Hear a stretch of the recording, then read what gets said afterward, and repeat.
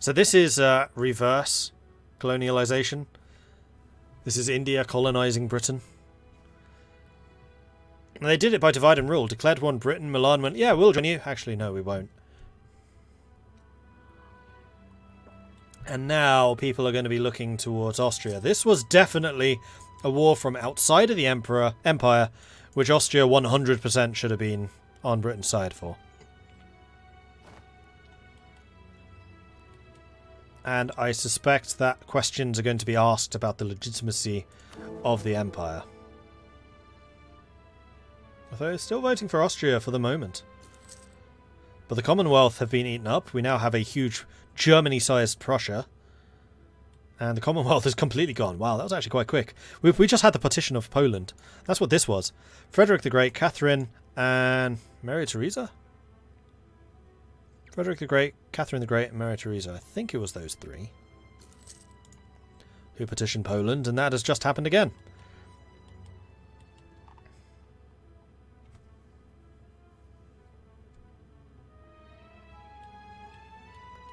I think the Emperor's legitimacy has been questioned for forever.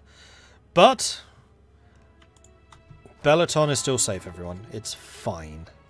Although the Belaton Guard has backed off. Where have they gone? They've got a little army down there, a little army over there, but I think they're a bit too far away from Belaton. Belaton must be protected. Alright, so the only player war continuing to rage is Prussia versus Inca and Texas. So how many troops have actually died in there? Oh, wow. Okay, quite a few. So Prussia has lost 841,000 troops to combat and 501,000 to attrition. Texas and the Incas together have lost 710,000 to combat and only 177,000 to attrition. So right now, in terms of damage done, I would say that the advantage is to Texas and Inca. However, there is a bigger problem here. Because Prussia, the great military protector of the empire, because Austria certainly ain't going to do it, is down to 1/3 of their manpower. What are some of the other powers going to be thinking about this? What has one of the other major powers just achieved? What is that going to mean for the future?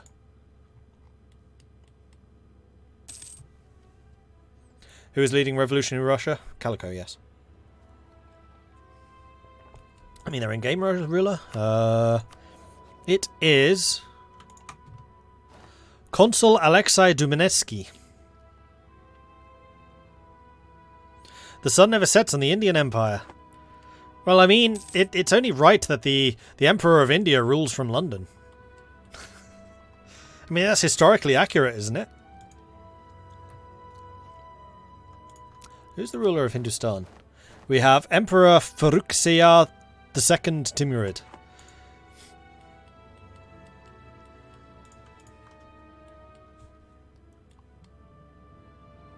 Now, has Britain... Yeah, Britain's fallen off the great powers. Timurids are back. And Hindustan has actually leapfrogged revolutionary Russia in terms of great power status. At the beginning of the session, Russia was in first, but now Hindustan is, with 500 development ahead. Iran still third. Iran, the incredibly quiet. Revolutionaries in Hindustan. Yes, there are. So it looks like we're going to get a revolutionary Hindustan alongside revolutionary France. Although Hindustan cannot be the birthplace of the revolution. So they won't get as many bonuses as the Russians did.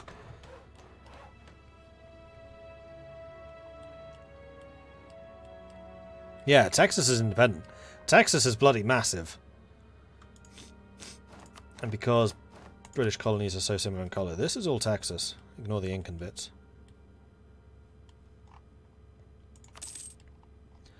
And this is, of course, the Texas that was formed from Siberia. This is actually the Texan homeland over here. Not this. This. Revolutionary Russia, yeah.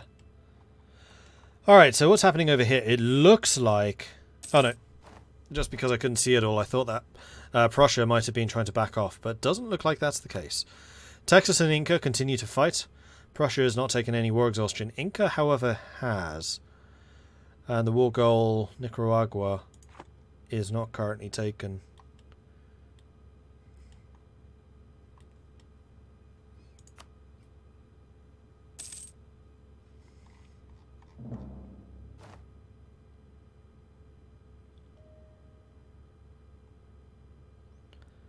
So currently things are against them.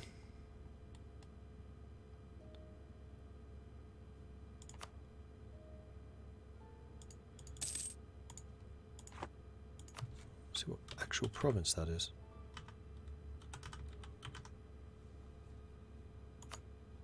Oh, it even says. I was blind. I knew it was here somewhere, I just wasn't sure exactly which province.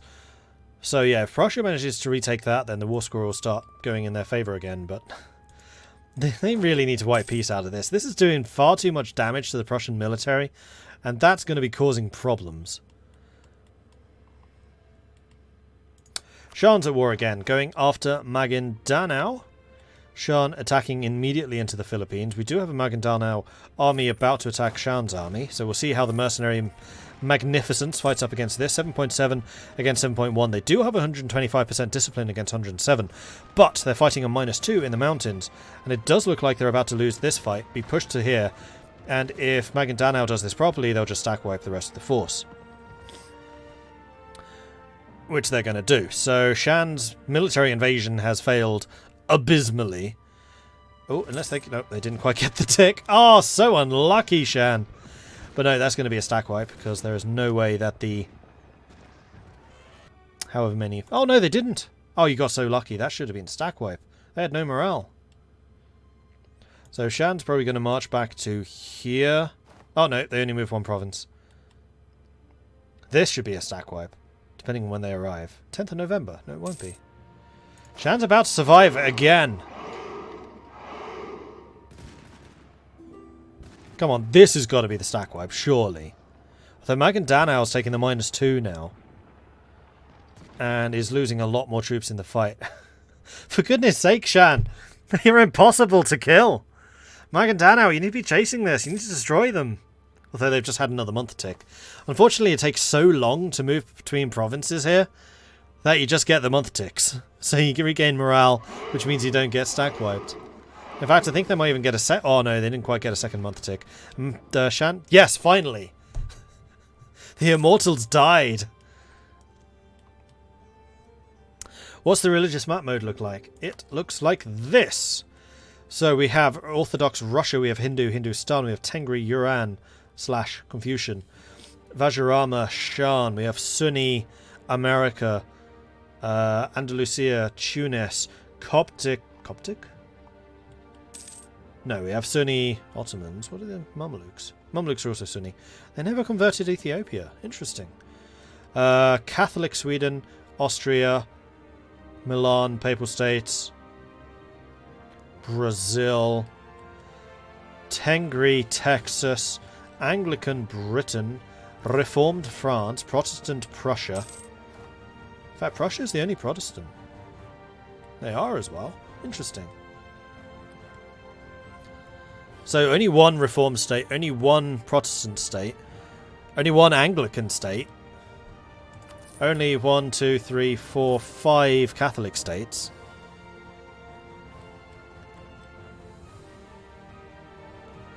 Do I have a VOD of the first session? No, those will have gone by now, but you can always find them on YouTube. So if you want to see the beginning of the series and the whole thing basically from the start, well, from the start, you can find that at youtube.com/Mordred Viking. It'll all be there. Oh, I seem to have missed some notifications. I am sorry about that. Christian Klund, thank you very much for the follow. The Pods and the D, thank you very much for the follows. And then we also have Temdrup coming in with a Twitch Prime subscription. Thank you very much for that support, Temdrup. I'm very sorry I missed it. Thank you. And sorry about the shakiness. That's a Streamlabs bug. Yeah, I'm definitely stopping using Streamlabs. This is getting silly. I'm getting fed up with how bad this software is. Canada is free.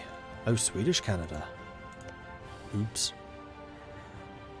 So Sweden at the moment is protected. Wait. Russia broke a rule. Russia should not have been able to take all of this. Sweden's protected. Poet, can we deal with this?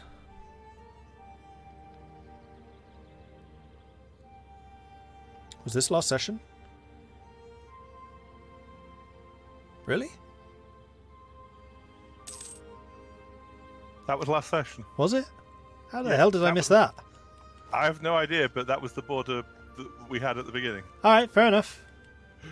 I think I was more surprised by Canada splitting away and then thought that might have been because of the war. I mean, indirectly it was because Sweden's been fighting Prussia. Okay, fair enough. Never mind. I stand corrected.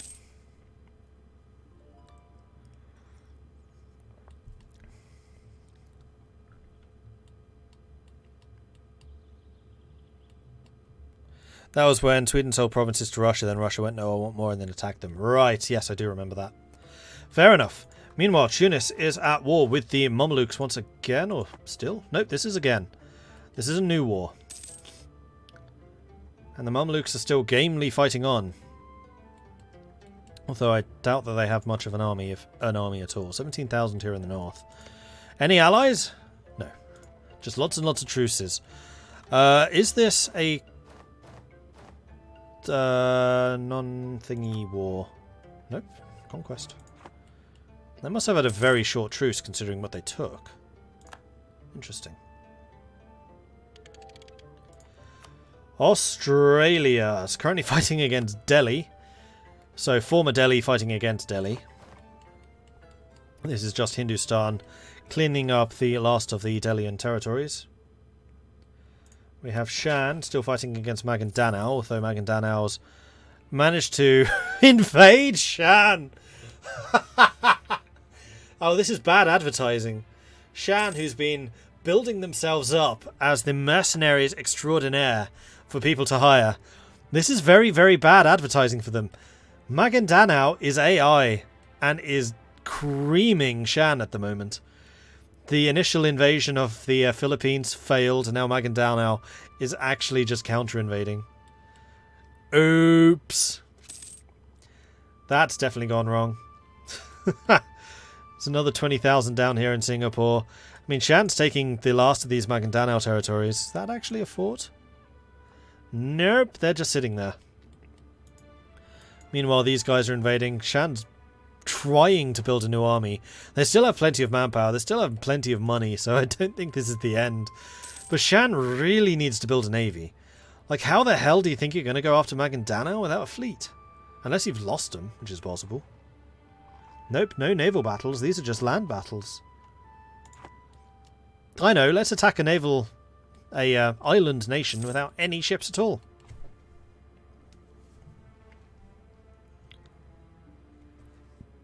Admittedly, yes, their fleet is going to be very strong, so you don't want to fight them. You just want to have a fleet.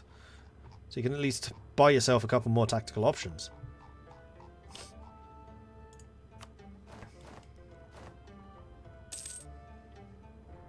So it does look like the Mamluks are going to go down here. I strongly suspect that this might be the end of them, depending on how much land exactly Tunis takes here.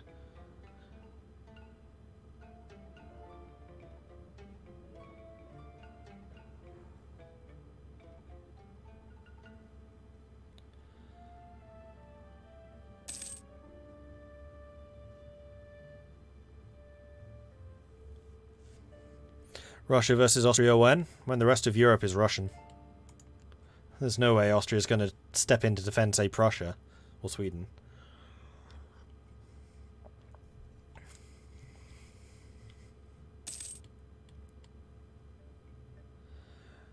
You're still fighting Delhi. You're fighting Delhi alongside Hindustan. You're not a minion, are you? Okay, so Australia has become a march of Hindustan now.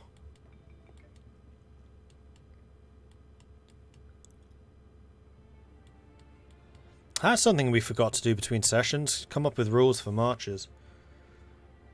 Like, we need to work out how exactly their protection rules work. I think it really should be, if you become a vassal or a march, you have no protection, ever. If you're not there for a session, it's up to your overlord to protect you, or not. And the overlord can just annex you at that point. Or whenever the hell they want to, really. Okay, so we have a large build-up of forces. Andalusia building up. Papal States also building up. Andalusia's armies ready for war. Papal States not. They are all drilling. How is the fort situation down here? I mean, they're pretty forted up. So the Papal States would definitely have a bit of time to regain their morale in case of problems. But this is definitely something that would concern me if I was the Pope, because the Papal State, if Andalusia has proven themselves to actually be quite an aggressive nation. What's the naval situation of both sides? Also, Andalusia is not fighting against the Mamluks, which means that they're completely able to go against the Pope if they wanted to. Andalusia's naval situation is 43 heavy ships. They have been doing a build-up.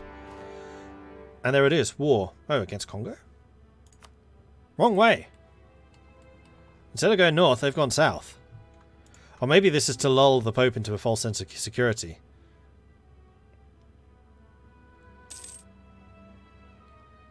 Because, yeah, Andalusia is just attacking Congo. I think it's just the fact that Congo doesn't really have an army. And they still just have a huge force up here in the north. So how's the Pope's navy looking in comparison? 2 heavies, 186 galleys. So anything outside of the Mediterranean, which would be all of this, Andalusia will win. Anything inside the Mediterranean, Andalusia would probably still win. Late game heavies are very, very, very strong.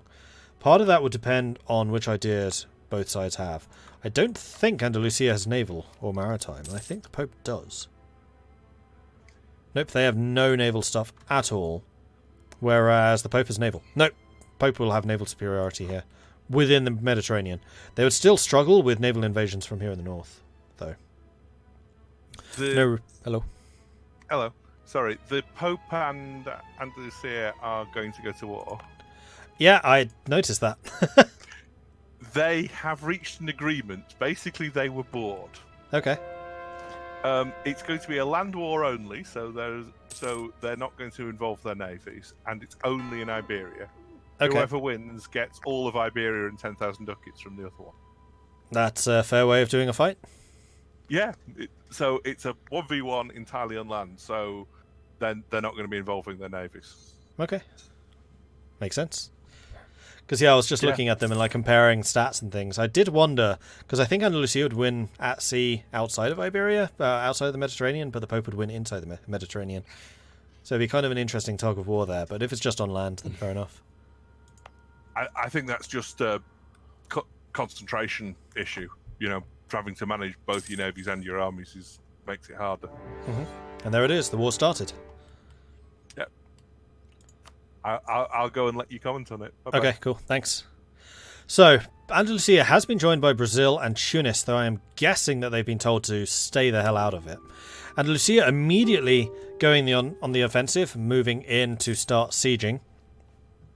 It does look like Andalusia is going to outnumber the Papal States quite substantially, although Andalusia is also going to have a portion of their forces down here dedicated to fighting the Congo. In fact, the Congo is taking a bunch of Andalusian land down here in the far south.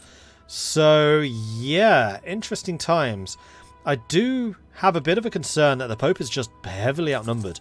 They don't have a huge amount of manpower compared to Andalusia. They do have the financial clout to make this a big fight. Pope coming in with just 100,000 men, 100,000 still back. These guys are going to be able to respond very quickly. You need to be force marching.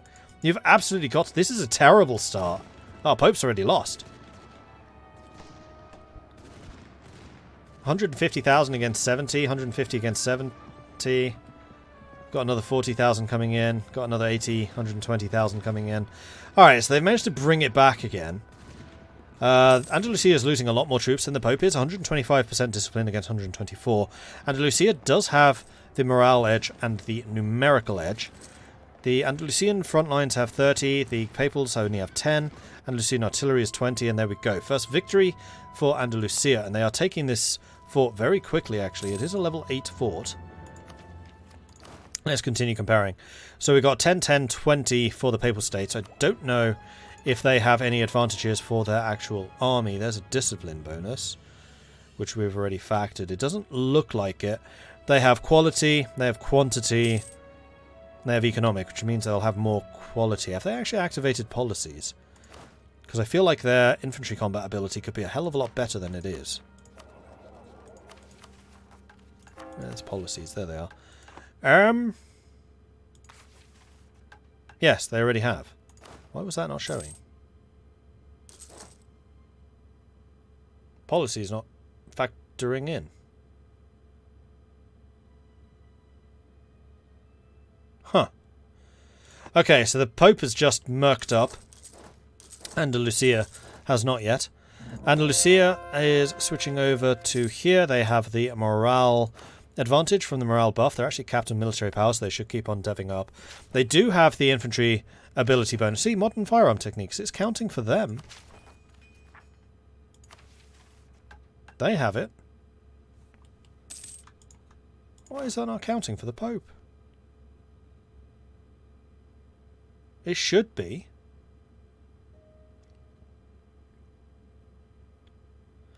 Next time they fight, and I'm pretty sure they'll fight again, we're going to have to see if the Pope is getting that bonus or not. Because they have the policy. It's just not counting. How bizarre.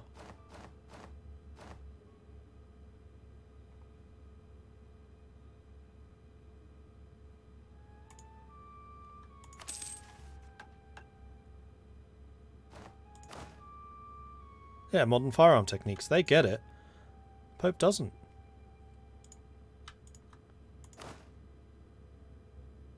Huh.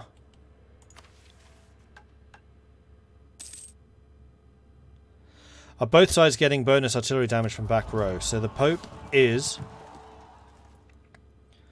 And also the artillery bonus for versus forts.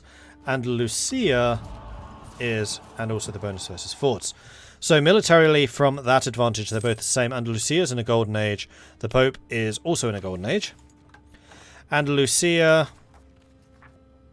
there was something else I was going to check. Oh yes, ideas. Has got offensive, quality, defensive, and quantity.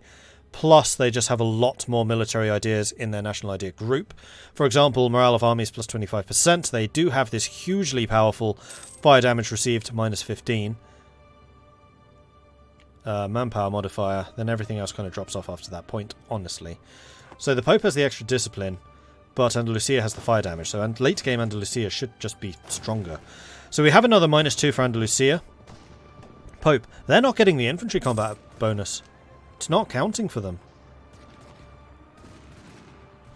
So we have 160,000 versus 170,000. We have another 120 on the way in, which are promptly filling in the front line. I think the Pope does have actually the opposite problem to Prussia, having too many artillery. Now, Andalusia is suffering a -3. However, the Pope right now is taking all the damage because the Pope's artillery is in the front line. Pope needs to retreat now. They're taking huge amounts of damage there, which they just cannot afford because they're basically out of manpower already. And losing artillery manpower is not going to get replenished by mercenaries, obviously. What they should probably do is consolidate the cavalry, which it looks like they've already done, and then spend what manpower they have to replenish the artillery. But they've just taken some really significant damage there. That's 2 victories now for Andalusia, and I don't really see the Pope coming back into this. The Pope has lost 176,000. Andalusia has actually lost 300,000. And also been taking the attrition.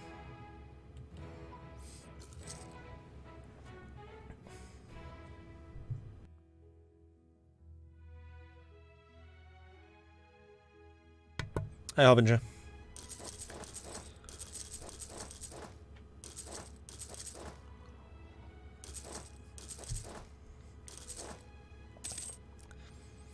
So, when Andalusia wins this, they're going to become the new hegemon over the Sevilla trade node. They should definitely start shifting all of their money into Castile, Sevilla. And at that point, their ongoing agreements with Tunis become very questionable. Because they're going to want to take absolute control over Alexandria so they can start shifting all of the money into Sevilla. And that's going to require Tunis. Not to mention Tunis taking a chunk of their money. Which actually they're not. But they could still make even more money if they controlled Alexandria. Prussia is no longer at war. Prussia actually won? What? How? I was convinced that Prussia was losing this. What happened? What did I miss? Also, Timurids are at war.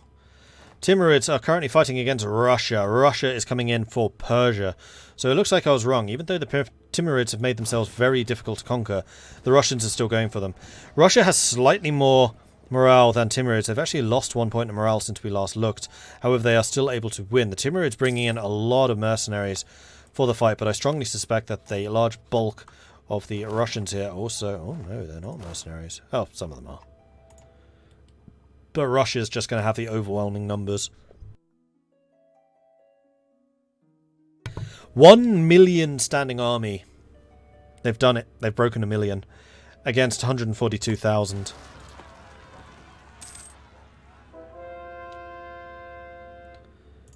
Tunis is at war. Tunis is still fighting the Mamelukes. That's just a continuation of the previous one. Calico is going after the Timurids. Timurids are fighting Calico. Papal States are fighting Andalusia. Brazil is fighting the Papal States. Oh, allied to Andalusia. They should probably just wipe peace out of that. Prussia is finally finishing off Ulm. Decided that they've lasted a bit too long. I guess Prussia was forced to ship in the rest of their army to really finish things. And then we had the Andalusia Papal State War. Russian manpower knows no boundaries. Yeah, I mean, Russia's just going to run away with things at this point. Hindustan, did you ever become revolutionary?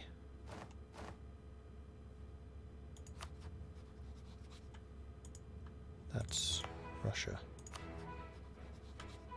Can we please click on Hindustan? There we go. No. Hindustan is still just an empire. They did not go revolutionary. Well, alright then. Meanwhile, Hindustan is rallying some more troops here in Britain for some completely unknown purpose. Oh. Andalusia spilled out of Iberia.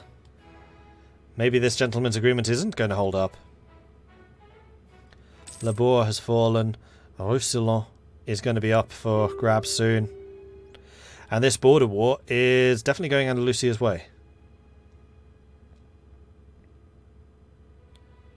There can only be one revolutionary target. Yeah, but there can be multiple revolutionaries, can't there?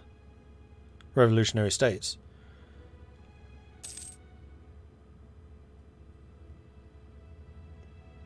I don't know. I must admit I usually get bored by this stage of the game, so I don't tend to play super late. I much prefer the early game. Early to mid is the most fun.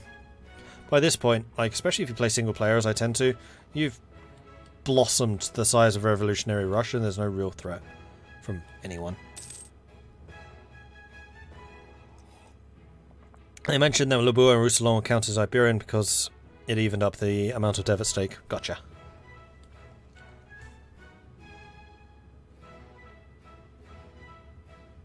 And also, that's where forts are. Kind of an important location. Well, this is going to very seriously reduce the Papal States' power.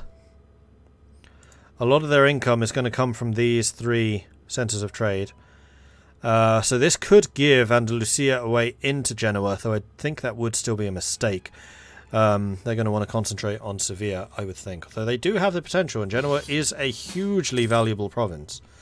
Milan is requesting your assistance against the French. Okay, so France has declared war upon Milan, probably for something similar. And the HRE is just imploding. People don't care about the Emperor's Law anymore.